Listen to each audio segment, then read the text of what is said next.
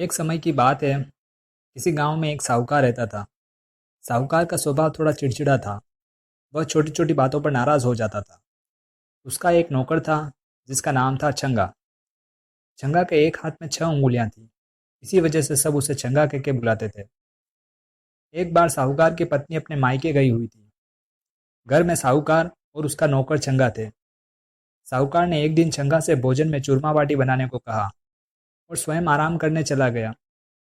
अभी जाके बैठा ही था कि हाथ में मटकी लिए छंगा आया और बोला, मालिक, घर में घी नहीं है, आप पैसे दे दो, मैं अभी ले आता हूँ।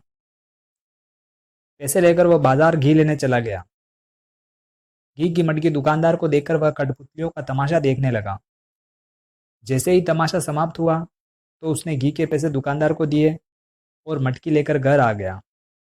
साहूकार ने छंगा को आते हुए देखा तो पूछा, घी ले आया रे छंगा, इधर ला, जरा चक्कर देखूं तो कैसा है।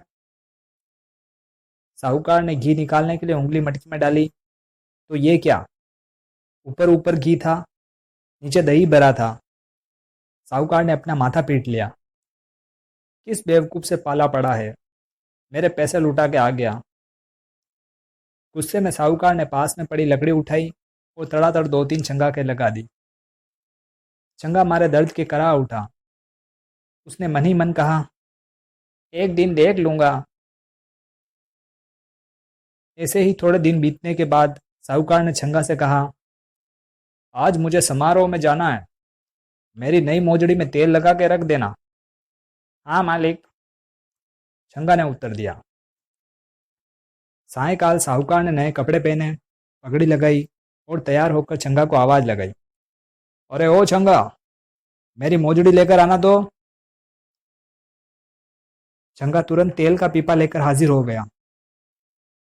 यह क्या लाया है? साहूकार चिल्लाया।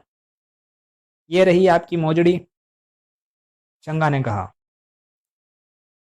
कहाँ पे? यहाँ, इस तेल के पीपे में है, छंगा ने उत्तर दिया। अब तो साहूकार ने अपना आपा खो दिया और उसने लात गुस्सों से छंगा को पीटना शुरू कर दिया। साहूकार तो छंगा को पीटकर वहां से चला गया। छंगा बहुत देर तक रोता रहा और बड़बड़ाता रहा, एक दिन देख लूंगा, एक दिन देख लूंगा। कुछ दिनों बाद साहूकार ने छंगा से कहा, मुझे तेरी मालकिन को लेने के लिए अपने ससुराल जाना है, तुझे भी मेरे साथ चलना है। ससुराल जाने के लिए मिठाई मावा ले आना, रास्ते के लिए कचौरी समोसे रख लेना, ऊँट को भी अच्छे से खाना खिला देना। यहाँ से सवेरे जल्दी निकल लेंगे। अगले दिन उंगलियों में चमचमाती अंगूठी, गले में चेन, नए कपड़े, नई मोजड़ी पहनकर साहूकार सज धज कर ऊँट पर सवार होकर निकल पड़े। छंगा ने रास्ते में कहा, मालिक, आपकी अंगूठियां तो खूब चमक रही है। हाँ, शुद्ध सोने की बनी है। सुनहरी चमकने वाली चीजें बहुत कीमती होती है, साहूकार ने गर्वपूर्वक जोर देते हुए कहा। सूरज आसमान में ऊपर चढ़ आया था। साहूकार ऊँट पर सवार आगे था। पीछे पीछे छंगा सामान उठाए पैदल चल रहा था। साहूकार के आभूषणों की चमक से रास्ते की रेत बार बार चमक रही थी। छंगा को साहूकार की बात याद आ गई।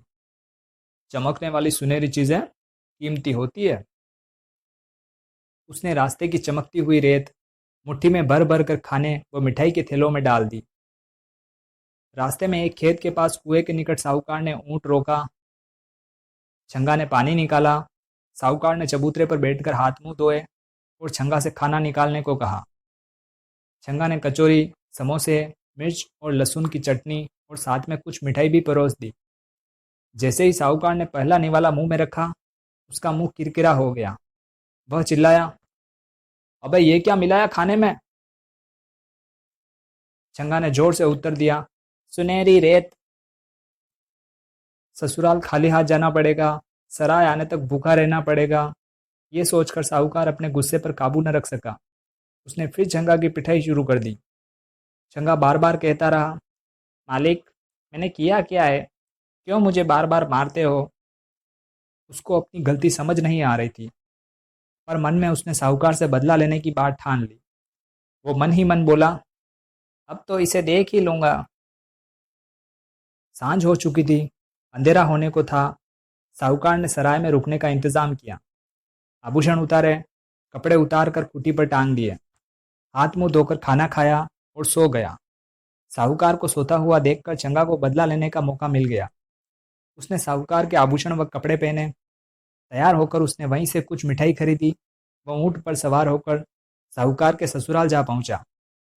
वहां जाकर कहा, मैं तुम्हारे जमाई का मित्र हूँ। तुम्हारा जमाई पागल हो गया है और बिना बताए घर से निकल पड़ा। मैं उसे ढूंढने निकला था। 4 कोस दूर एक सराय में पड़ा है। सुनते ही सब लोग दौड़ पड़े। वहां जाकर देखा, जमाई सा खाली जांघिया पहने लेटे थे। अपने ससुराल वालों को वहां पर अचानक सामने देखकर साहूकार हड़बड़ा गया। कहना कुछ और था और मुंह से कुछ और निकल रहा था। उसने कमरे में इधर उधर नजर दौड़ाई, परंतु उसके आभूषण कपड़े वहां पर कहीं दिखाई नहीं दिए। चंगा भी कहीं दिखाई नहीं दे रहा था। सास ससुर ने दुखी मन से बड़ी मुश्किल से साहूकार को ऊंट गाड़ी में बिठाया और अपनी हवेली ले गए। वहां पर दूसरे कपड़े पहनाने लगे तो साहूकार चिल्लाने लगा, मुझे नहीं पहनने ये दूसरों के कपड़े, मैं ऐसे ही रहूंगा। जबरदस्ती गले में कुर्ता पहनाया गया। तभी सामने से उसके कपड़ों में सजा धजा छंगा आया। उसे देखकर साहूकार गुस्से में गालियां देने लगा। छंगा हंसते हुए हवेली से बाहर निकला तो साहूकार उसके पीछे पीछे भागने लगा। उसके पीछे बाकी लोग भी भागने लगे। पत्नी बार बार आसमान की ओर हाथ उठाकर भगवान से प्रार्थना करती, हे भगवान, ये क्या हो गया मेरे पति को? इनकी कैसी हालत हो गई है? ये तो बिल्कुल पागलों जैसे कर रहे हैं। अब मैं क्या करूं? कहाँ जाऊं? किसे बुलाऊं? कुछ समझ नहीं आ रहा। भोजन के समय फिर चंगा ने साहूकार को तंग किया। आप सब लोग इनको जरा ठीक से खिलाइए। 3-4 दिन से खाना नहीं खाया। अब कोई कहे खीर खाओ, कोई कहे पूरी, कोई चूरमा बाटी खिलाए तो कोई मिठाई खिलाए। साहूकार सबके हाथ झटक कर खड़ा हो गया और गुस्से में बोला, मुझे कुछ नहीं खाना, इसी को खिलाओ जो खाना हो वो, मैं जा रहा हूं। साहूकार सबको धकेलते हुए पैदल ही चल पड़ा। थोड़ी दूरी पर एक शिव मंदिर था। वहां जाकर वह एक कोने में बैठ गया। उसी मंदिर में उसकी दुखी पत्नी शिवजी की पूजा कर रही थी। वह भगवान से अपने पति को अच्छा करने की विनती कर रही थी। साहूकार वहां बैठा हुआ सब सुन और देख रहा था। जब उसकी पत्नी नारियल फोड़कर प्रभु के चरणों में चढ़ाने लगी, तब साहूकार को गुस्सा आ गया। वह अपनी जगह से उठा और बोला, भगवान शिव के चरणों में फोड़ने की बजाय ये नारियल मेरे सर पर फोड़ दे। इस तरह अचानक किसी आदमी के बोलने की वजह से उसकी पत्नी घबरा गई। उसने सचमुच नारियल साहूकार के सिर पे दे मारा। नारियल तो नहीं फूटा, पर साहूकार के सिर से खून बह निकला। इतनी देर में पीछे पीछे साहूकार के ससुराल से भी लोग आ गए। वो जमाई के सिर से खून बहता देख एकदम से डर गए। इससे पहले कि वो कुछ समझ पाते, किसी ने जमाई साहब को अस्पताल ले जाने की बात कह दी, तो सब उन्हें अस्पताल ले गए। चंगा भी यह सब तमाशा देख रहा था। अभी तक उसे साहूकार को सताने में बड़ा आनंद आ रहा था, पर उसके सिर से खून बहता देख वह दुखी हो गया। अब उसे थोड़ा अफसोस होने लगा था, इसलिए सब लोगों के पीछे वह भी अस्पताल पहुंच गया। डरते सहमते हुए उसने थोड़ी हिम्मत जुटाई और सब लोगों से कहा कि वह मालिक के बारे में कुछ बताना चाहता है, परंतु कोई उसे डांटे नहीं। इसके लिए उसने सब लोगों को भगवान शिव की कसम दिला दी।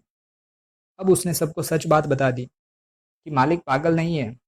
ये किसी भी छोटी सी गलती पर मुझे खूब मारते थे। तब मैंने अपने मन में कसम खाई थी कि एक दिन देख लूँगा। बस इसी तरह बदला लेने के लिए उसने ये झूठ बोला था और इसके लिए उसे ये सब नाटक करना पड़ा। बस अब उसका बदला पूरा हुआ। चंगा की बात सुनकर साहूकार को बड़ा गुस्सा आया। उसने चंगा को मारने के लिए जैसे ही हाथ उठाया, चंगा ने फिर से कहा, एक दिन देख लूँगा। उसकी ये बात सुनकर सब लोगों की हंसी छूट पड़ी। उन्होंने साहूकार को समझाया और साहूकार ने कभी न मारने की कसम खाई।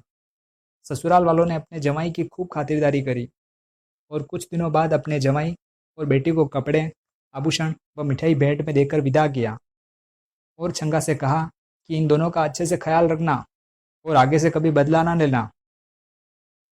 वापसी की यात्रा में चंगा बहुत खुश दिखाई दे रहा था, क्योंकि अब उसका साहूकार से पिटने का डर थोड़ा कम हो चुका था।